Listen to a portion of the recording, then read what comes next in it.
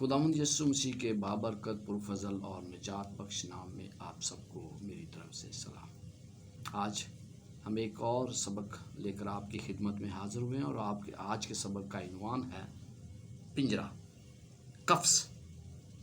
जब आप इसके बारे में सोचते हैं तो आपके अंदर बेचैनी पैदा होती है कि इसमें क्या है। तो इसमें सबसे पहले हम देखेंगे कि किस तरह बनी इसराइल को खुदा सिखाता है।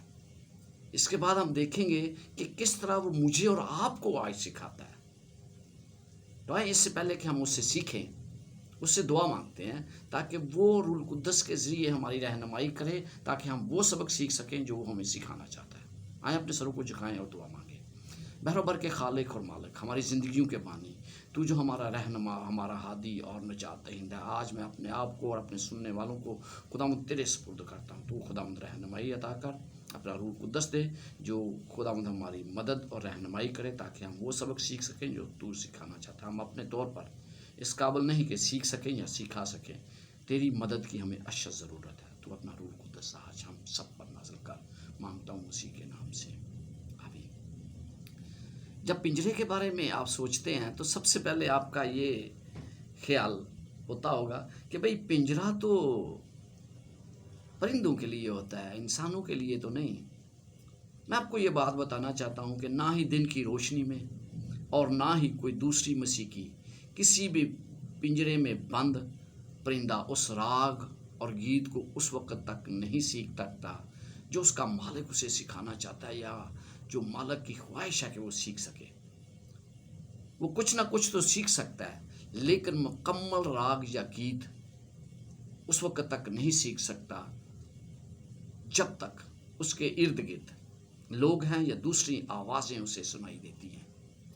इसके लिए ज़रूरी है कि उसे पिंजरे को ढांप दिया जाए और उसे उस जगह रखा जाए जहां वो सिर्फ वही गीत या वही राग सुने जो उसका मालिक उसे सिखाना चाहता है। उस अंधेरी जगह पर वो उस गीत को या राग को बार बार सुनने की कोशिश करता है और लगातार और मुसलसल कोशिश के बाद वो उसे सीखने में कामयाब हो जाता है। और फिर वो दिन की रोशनी में भी उस गीत को गा सकता है, क्योंकि उसे उस गीत पर कामलियत या महारत हासिल हो जाती है। आप उसको बाहर लाएं, अंधेरे से बाहर, तो वो महारत के साथ उस रोशनी में भी उस गीत को गा सकता है। इस तरह खुदा अपने फर्जंदों के साथ करता है। वो हमें भी ये गीत सिखाना चाहता है, वो हमें बहुत सी बातें सिखाना चाहता है। और जब हम उस मौत के साया में गाना सीख लेते हैं तो फिर हम वो गीत जहां मर्जी और जहां हमारा मालिक चाहे वो गीत गा सकते हैं। शर्त यह है कि हमें उस कर्ब से गुजरना ज़रूरी है, जिसके बाद ही हम उस गीत को सीख सकते हैं। जिस तरह परिंदा उस कर्ब से गुजरता है, उस तकलीफ से गुजरता है, उस अंधेरे में जाता है अकेला, तो मुझे और आपको भी खुदा के साथ अकेले में बात करनी है ताकि हम उस गीत को सीख सकें। अगर हम उस कर्ब से नहीं गुजरते तो फिर हम उस गीत को कभी नहीं सीख सकते, उस परिंदे की तरह जो उसका मालिक उसे सिखाना चाहता है। हम भी वो नहीं सीख सकेंगे जो हमारा मालिक हमें सिखाना चाहता है। परिंदे की तरह हमें दुनिया से अलग थलग रहकर खुदा से बात करने की ज़रूरी है। हमें दुनिया के कामों में अपने आप को मुलव्वस नहीं करना, बल्कि हमें खुदा के साथ अपने रिश्ते को मजबूत करना है और हर रोज़ उसके साथ वक़्त गुजारना है। हमें परिंदे की तरह अंधेरे में कुछ वक़्त गुजारना अकेले में उसके साथ ज़रूरी है। हमें तकलीफ़ को बर्दाश्त करना है जो हमारे किरदार के नखार और उसकी तमीर के लिए ज़रूरी है, ताकि हम मालिक की मर्ज़ी के बगैर उस अंधेरे में रहते हुए वो कुछ सीख सके जो वो हमें सिखाना चाहता है। ये कहना कि शैतान हमें दर्द पहुंचाता है बड़ा आसान लगता है, मगर क्या खुदा खुद हमें खटाली की जानब ले जाता है और ऐसे तजर्बात से हमें तकलीफ़ देता है ताकि हम महारत और कामलियत की तरफ अपना सफ़र जारी रख सकें। तो हम इस सफ़र को किस तरह जारी रखते हैं? हमें सबसे पहले पता चलता है कि बनी इसराइल जब मिस्र से निकले तो खुदा ने उनकी किस तरफ रहनुमाई की। आइए हम खरूज اس کا 14واں باب، اس کی پہلی چند آیات دیکھتے ہیں۔ دوسری آیت میں لکھا ہے، خروج 14 باب اور اس کی دوسری آیت میں، بنی اسرائیل کو حکم دے کہ وہ لوٹ کر مجدل اور سمندر کے بیچ حقیرت کے مقابل یعنی ظہور کے آگے ڈیرے لگائیں، اسی کے آگے سمندر کے کنارے کنارے ڈیرے لگانا۔ اگر میں اس آیت کو سمجھنا چاہتا تھا اور جب میں نے بائبل کامنٹری سے اس کی رہنمائی لی تو مجھے ایسے پتہ چلا کہ خدا انہیں اس طرف لے جانا چاہتا تھا جہاں وہ جانا نہیں چاہتے تھے۔ وہ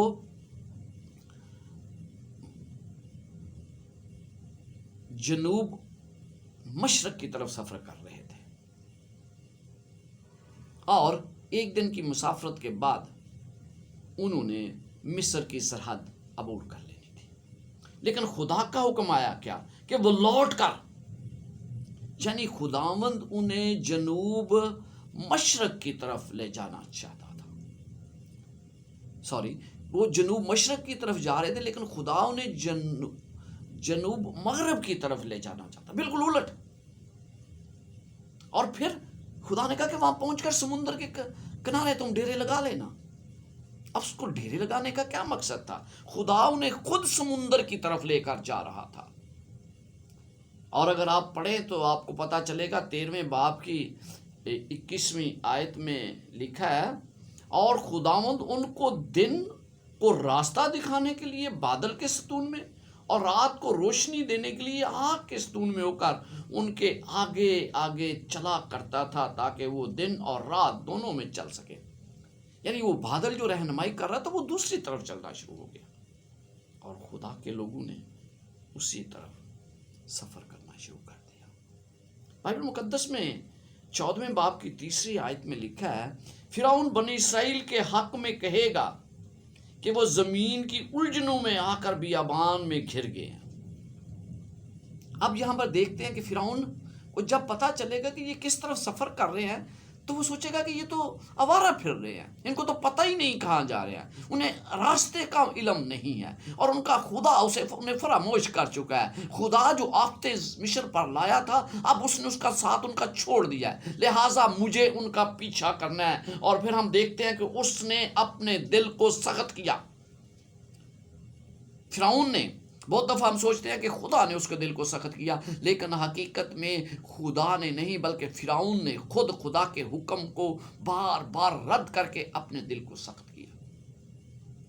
اور پھر ہم پڑھتے ہیں کہ اس نے سارے لشکر کو اپنے ساتھ لیا اور وہ ان کا پیچھا کرتا ہے۔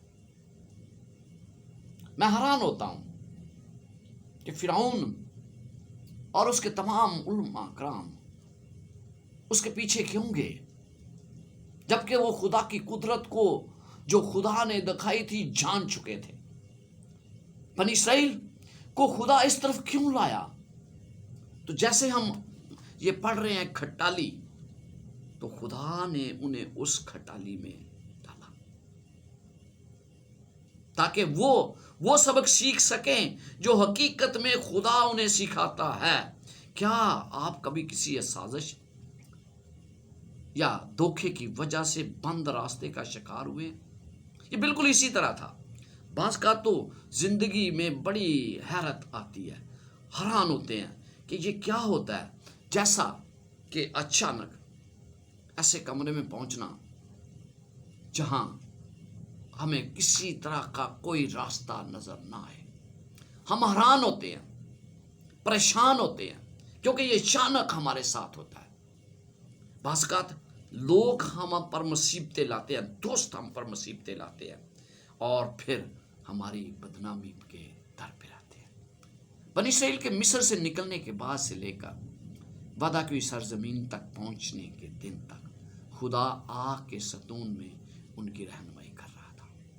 ہر موڑ پر خدا ان کے ساتھ ساتھ چلا، جہاں پر خدا کس طرح ان کی رہنمائی کر رہا تھا۔ ستون کی پیروی کا مطلب یہ نہیں کہ ہر مقام شادمانی میں ہوگا، ہر وقت انہیں خوشی ملے گی، یہ نہیں اس کا مطلب۔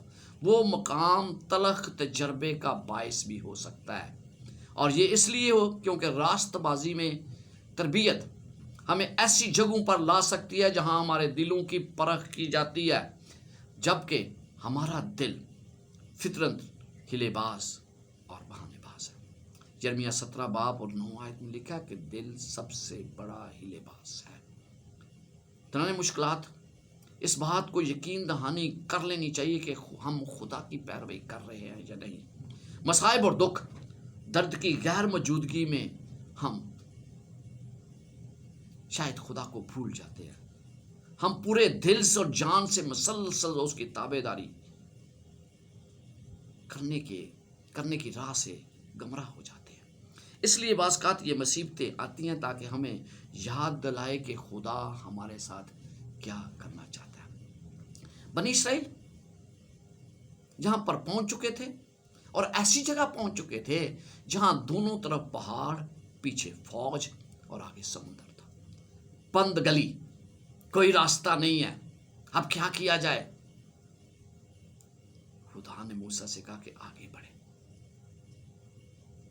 اور میں یہ دیکھتا ہوں کہ جب بنی اسرائیل اس راستے میں سے گزر رہے تھے تو جب مصریوں نے دیکھا کہ یہ راستہ بنا ہوا ہے تو اس راستے پر چل پڑے۔ مجھے حیرانگی آتی ہے ان کی عقل اور دانائی پر۔ اتنے بڑے بڑے علماء، انہیں پتا ہونا چاہیے تھا کہ 10 ہفتوں میں خدا نے کس طرح بنی اسرائیل کی رہنمائی کی ہے اور کس طرح وہ ان کے ساتھ ساتھ چلا ہے، جہاں پر وہ کسی پھندے میں نہ پھنس جائیں۔ دونوں طرف پانی ہے اور ہم اس راستے پر جا رہے ہیں۔ ممکن ہے کہ خدا ہمیں جہاں پر لا رہا ہو، ان کا خدا کیونکہ طاقتور ہے اس لیے وہ ہمیں غرق نہ کرتے۔ لیکن کیا ہے، جب ہم خدا کی آواز کو، اپنے ارد گرد حالات کو نہیں دیکھتے اور اس سے سبق نہیں سیکھتے تو پھر ایسا ہی ہوتا ہے۔ اور پھر آپ دیکھتے ہیں، ہمیں پتہ چلتا ہے کہ اس کے بعد وہ تمام کے تمام لوگ غرق ہو گئے۔ خدا انہیں اس جگہ پر کیوں لایا اور کیا انہوں نے اس سے سبق سیکھ لیا؟ خروج 14 باب اور اس کی 31 آیت میں ہم پڑھتے ہیں کہ کیا انہوں نے سبق سیکھا کہ نہیں سیکھا۔ آپ کے پاس بائبل ہے تو میرے ساتھ خروج 14 باب اور اس کی 31 آیت دیکھیں۔ اور اسرائیلیوں نے وہ بڑی قدرت جو خداوند نے مصریوں پر ظاہر کی دیکھی، اور وہ لوگ خداوند سے ڈرے اور خداوند پر اور اس کے بندے موسیٰ پر ایمان لائے۔ دیکھتے ہیں کہ کس طرح خدا انہیں سکھاتا ہے۔ ہو سکتا ہے زندگی میں آپ پر مشکلات ہوں، ہو سکتا ہے کہ آپ ایسی جگہ کھڑے ہوں جہاں آپ کو کوئی راستہ نظر نہ آتا ہو سکتا ہے کھٹالی میں آپ ایسی جگہ پھنس چکے ہیں کہ آپ کو کوئی راستہ نظر نہیں آتا۔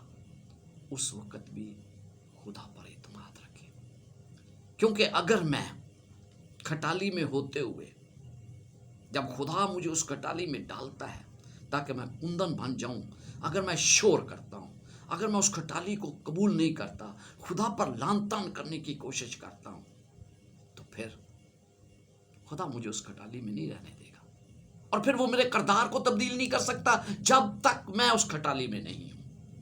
عزیزو، جب تک ہم اس کھٹالی میں ہیں، خدا ہمیں سکھانا چاہتا ہے، کیونکہ آپ کو پتا ہے، آپ جانتے ہیں کہ جب تک کھٹالی میں ڈالی ہوئی کوئی دھات کو اتنی تپش نہ دی جائے کہ وہ مایا بن جائے، وہ کسی بھی شکل میں نہیں بن سکتی۔ اسی طرح خدا جب مجھے اس کھٹالی میں ڈالتا ہے تو مجھے پتا ہونا چاہیے کہ اس کھٹالی کے اندر سے جب میں باہر نکلوں گا تو خدا مجھے اپنی مرضی کے مطابق ڈالے گا۔ تو اگر آپ اس کے ساتھ اس کی مرضی کے مطابق اپنے آپ کو ڈالنا چاہتے ہیں تو اس کھٹالی میں صبر اور اطمینان سے رہیں، تاکہ خدا آپ کو وہ کچھ بنا سکے جو وہ حقیقت میں بنانا چاہتا ہے۔ پھر ہم دیکھتے ہیں کہ اس کے بعد وہ ایسی جگہ پر پہنچے جہاں پر کڑوے چشمے انہیں ملے، خدا ان کی رہنمائی اس طرف کیوں کر رہا تھا؟ یہ رفدیم میں پہنچے، رفدیم میں انہیں پانی پینے کو نہ ملا، اور اس سے پہلے وہ مارا پہنچے جہاں کڑوا پانی تھا، اور پھر ہم دیکھتے ہیں کہ خدا ان کی اس طرف کیوں رہنمائی کر رہا تھا۔ یہ ممکن ہے کہ خدا ہمیں ہماری چاہت کی چیزیں نہ دے، مگر کیا وہ ہماری ضرورت کی چیزوں کو ہم سے باز رکھ سکتا ہے؟ وہ چیزیں نہیں جن کی ہم ضرورت سمجھتے ہیں، بلکہ جو حقیقت میں ہماری ضرورت ہوتی ہے۔ یہاں پر پانی ان کی اصل ضرورت تھی، اشد ضرورت تھی، پانی کے بغیر وہ نہیں رہ سکتے تھے۔ خدا کے ابر تلے جب انہوں نے بحر کلزم کو پار کر لیا تو 3 دن انہوں نے پانی سے خالی اس تپتے بیابان میں سفر کیا۔ بیابان میں تو پانی ویسے ہی کی نہیں ملتا، اس لیے ان کی بےتابی سمجھ میں آتی ہے، مگر جب ضرورت پیش آئی تو کیا پانی ان کو ملا؟ یہ ضرورت کی چیز ہے، اور خدا مجھے جب میری رہنمائی کر رہا ہے تو ضرورت کی چیزیں مجھے ملنی چاہیے۔ اب خدا ان کو کہاں لے کر چلا گیا؟ مارا میں، جہاں بلاہر ان کو پانی ہی مل گیا، مگر وہ تو پانی خوش نہیں تھے۔ کیوں خوش نہیں تھے؟ مگر جو ہی نے اس پانی کو چکھا تو تھوک دیا، کیونکہ وہ پانی کڑوا تھا۔ لوگ بڑ بڑا کر کہنے لگے کہ ہم کیا پئیں، مگر یہ سب کچھ دنوں کے بعد خدا کی طرف سے ایسا ہی پھر ہوا۔ وہاں پر خدا نے موسیٰ کے ذریعے اس پانی کو میٹھا کر دیا، اور پھر اس کے بعد کچھ دنوں کے بعد ابر انہیں وہاں جا لے کر گیا جہاں پانی کا نام و نشان نہیں تھا۔ رفدیم میں بنی اسرائیل میں کون سا سوال یہاں پر پیدا ہوتا ہے؟ یہاں پر ہم دیکھتے ہیں کہ انہوں نے، خدا نے اس سے کہا کہ تو اپنے لیڈرز کو ساتھ لے کر پہاڑ پر جا، اور تجھے میں دکھاؤں گا کہ وہ مقام کہاں ہے۔ لیڈرز کو ساتھ لے لے، ایلڈرز کو ساتھ لے لے، اور ہم دیکھتے ہیں کہ یہاں پر موسیٰ نے اس پر لاٹھی ماری اور اس کے ذریعے پانی بہہ نکلا۔ لیڈرز کو کیوں اس نے ساتھ لیا؟ خدا اس پر واضح کر دینا چاہتا تھا، ان پر واضح کر دینا چاہتا تھا کہ موسیٰ کی رہنمائی خدا کر رہا ہے۔ اور پھر ہم دیکھتے ہیں کہ یہی نہیں، ہم یسوع مسیح کی زندگی کے بارے کیا پڑھتے ہیں؟ کیا اس پر آزمائشیں نہیں آئی؟ لوکا 4 باب اور متی 4 باب میں ہم ان کا ذکر بڑی تفصیل سے پڑھتے ہیں کہ یسوع مسیح پر آزمائشیں آئیں۔ وہ آزمائشیں کیوں آئیں؟ مسیح تو خدا کا بیٹا تھا۔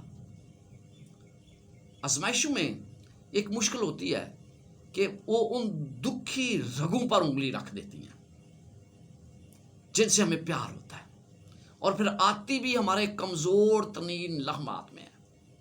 اور یسوع مسیح جیسے کہ ہم جانتے ہیں کہ اپنے بپتسمے کے بعد روح القدس کی رہنمائی میں بیابان میں گیا۔ ہم دیکھتے ہیں کہ لوکا 4 باب میں آزمائشوں کو شروع ہوتا ہے، وہاں ہمیں قدر مشکل معاملات دیکھنے کو ملتے ہیں۔ سطحی نظر سے اگر ہم دیکھیں تو لگتا ہے کہ روح القدس یسوع کو آزمانے کے لیے وہاں پہنچاتا ہے، تاہم خدا کبھی کسی کو آزماتا نہیں۔ یعقوب 1 باب اس کی 13 آیت میں لکھا ہے، پر ہم نے یہ بھی دیکھا ہے کہ خدا ہمیں کھٹالی تک ضرور لے جاتا ہے۔ یہاں پر ہمیں پتہ چلتا ہے کہ روح القدس ہمیں پرکھ کے لیے ان جگہوں پر لے جاتا ہے جہاں پر جا کر ابلیس ہمیں کڑائی میں ڈال دیتا ہے، آزمائشوں میں ڈال دیتا ہے، آزمانے کے لیے۔ ان سخت آزمائشوں کے باعث ہو سکتا ہے ہم سوچنے لگیں شاید ہم نے خدا کی درست طریقے سے پیروی نہیں کی، ہم خدا کے احکامات کی پیروی نہیں کی، اور ضروری نہیں کہ یہ سچ ہو۔ اکثر جب ہم کڑی آزمائشوں میں کا سامنا کرتے ہیں تو ہمیں شک کرنے لگتے ہیں کہ آیا روح القدس ہی ہماری رہنمائی کر رہا تھا؟ मगर अबलीस से आजमाए जाने को रूह कुद्दस ही यीशु की रहनुमाई कर रहा था। जब खुदा हमें सख्त औकात में लेकर गुजारता है तो इसके पीछे वो भलाई का कोई मकसद रखता है। यीशु को खुदा के वादे पर कायम रखने के लिए आजमाइशों से दूर नहीं रखा गया। वो खुदा के वादों को जानता था, इसके बावजूद उसे आजमाइशों से दूर नहीं रखा गया और ना ही आजमाइशों आने पर यीशु मसीह ने कोई मायूसी का इजहार किया। हमें भी ऐसा ही करना चाहिए। यीशु मसीह पर जो आजमाइशें आईं वो उसके किरदार की तामीर के लिए थी। हो सकता है खटाली में साफ होने के बजाय हम जल जाएं, हम कुंदन ना बने। इसलिए सख्त आजमाइशों में याद रखना चाहिए कि यीशु भी इनमें से गुजरा और साबित कदम रहा। खुशखबरी यह है कि खुदा हमें कभी भी तर्क नहीं करता और यीशु मसीह को भी उसने कभी तर्क नहीं किया। आपको इस वक्त कौन सी आजमाइशों का सामना है? खुदा से दुआ करें ताकि वो आपको यीशु के तजर्बे में गहरे तौर पर गुजार सके और आपको सिखा सके कि इन आजमाइशों में खुदा के साथ किस तरह वफादार रहा जाता है।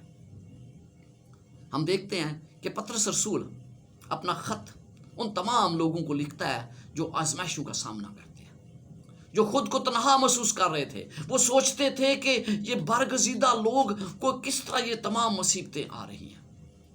पहला पतरस पहला बाब और उसकी पहली आयत से हम देखते हैं। आज इन इलाका जात में खुदा का कलाम शायद नहीं है, लेकिन हम देखते हैं कि वो इन तमाम लोगों को कहता है कि तरह तरह की आजमाइशों से तुम गमज़दा हो। इसलिए वो उन्हें लिखता है।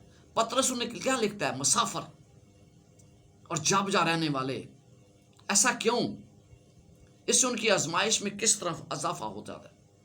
उन पर आजमाइशें आ रही थी, लोगों को कत्ल किया जा रहा था, मारा जा रहा था। उन दिनों में मसीह होना एक नई अनोखी बात थी। ईमानदार तादाद में बहुत कम थे और जहां की उनकी अकलियत होती उन्हें बिदती समझकर सख्त सलूक किया जाता। पतरस उन्हें यकीन दिलाता है कि उनकी ये आजमाइश अचानक और बेसबब नहीं है। इनको सहने वालों के लिए वो आजमाया हुआ हकीकी ईमान मिलने वाला है। इन्हें हकीकी ईमान मिलने वाला है जो उस आजमाइशों को सहते हैं। उन्हें उन आजमाइशों में से किस बात की यकीन दहानी कराई गई? यही उम्मीद आपके लिए क्या मानी रखती है। आए हम पहला पतरस उसका पहला बाब और उसकी 6 से 9 आयत पढ़ते हैं। पहला पतरस पहला बाब और उसकी 6 से 9 आयत। ये बड़ी अहम आयत हैं और हम देखते हैं कि खुदा पतरस को और फिर तमाम ईमानदारों को क्या सिखाना चाहता है कि ये मेरे लिए क्या मानी रखती हैं जब मुझ पर आजमाइशें आती हैं। पहला पतरस पहला बाब 6 से 9 आयत। इसके स्वभाव से तुम खुशी मनाते हो, अगरचे आप चंद रोज के लिए जरूरत की वजह से तरह तरह की आजमाइशों के स्वभाव से गमज़दा हो। इसलिए कि तुम्हारा आजमाया हुआ ईमान जो आग से आजमाए हुए फानी सोने से भी बहुत ही बेशकीमत है, यीशु मसीह के ज़हूर के वक्त तारीफ और जलाल और इज्जत का बायस ठहरे। यानी जब यीशु मसीह आए तो हमारे लिए वो जलाल का बायस बने। उससे तुम बेदेखे मोहब्बत रखते हो और अगर चाहे इस वक्त उसको नहीं देखते तो भी उस पर ईमान लाकर ऐसी खुशी बनाते हो जो बयान से बाहर है और जलाल से भरी है और अपने ईमान को मकसद यानी रूहों की निजात हासिल करते हो। अजीजों, यहाँ पर हमें वो खुशखबरी दी गई है जो मैं और आप सुनना चाहते हैं कि जो आजमाइशें आती हैं उनका मुकाबला हम खुदा की मदद से करते हैं। आजमाइशें जो भी थी, जो कुछ भी उन्होंने झीला, ये सब कुछ उस अब्दियत के सामने क्या था जो उन्हें मसीह के आने पर मिलने वाली थी। और ये आजमाइशें, ये तमाम तकालीफ मेरे और आपके लिए क्या हैं जो हमें मसीह के आने पर मिलने वाला है। मुश्किलात कितनी भी तकलीफ दे क्यों ना हों, हमें हमारे हतमी अंजाम से नज़रों को नहीं हटाना चाहिए, यानी उस अब्दी ज़िंदगी से जो नए आसमान और नई ज़मीन पर हमें अता की जाने वाली है। तो अजीज़ों, हमें उसको कभी भी फरामोश नहीं करना, क्योंकि वो वक्त आता है जब खुदा اپنی تمام آزمائشوں کو ہم سے دور کرے گا اور ہم اس کے ساتھ ہوں گے. نہ یہ موت ہوگی نہ اوہ نالا ہوگا, بلکہ ہم خدا کے ساتھ رہیں گے. یہ وہ وعدے ہیں جو ہمیں مسیح کے کفارہ کے باعث پوری یقین دہانی کے ساتھ بخشے گئے ہیں. تو پھر آزمائشوں میں ہم کیوں کمزوری دکھائیں, بلکہ خداوند سے کہیں کہ وہ ہمیں ہر اس چیز سے پاک کر دے جو اس کے اور ہماری راہ میں حائل ہے. ایک نوجوان کے متعلق میں آخر میں آپ کو کہانی بتاؤں گا. اس نوجوان کی زندگی انتہائی بری تھی. منشیات, ظلم و ستم اور کئی بار جیل میں جانا. مگر ایک مقامی کلیسے رکن کی شفقت کی بدولت وہ شخص خدا کے قریب آ گیا. اس نے مسیح کو اپنا دل دے دیا. اگرچہ ماضی کی پرانی زندگی کی وجہ سے اسے ابھی بھی آزمائشوں کا سامنا کرنا تھا, تو بھی اس نے ایک نیا انسان بن گیا. اسے خدا سے محبت تھی اور اس محبت کے اظہار میں وہ خدا کے احکامات کی فرما برداری کرتا تھا. پھر ایسا وقت بھی آیا جب ایلس کی نگاہ اس کو ایسا لگا کہ اسے خادم بن جانا چاہیے, یعنی اسے خدا کی خدمت کرنی چاہیے پادری کے طور پر.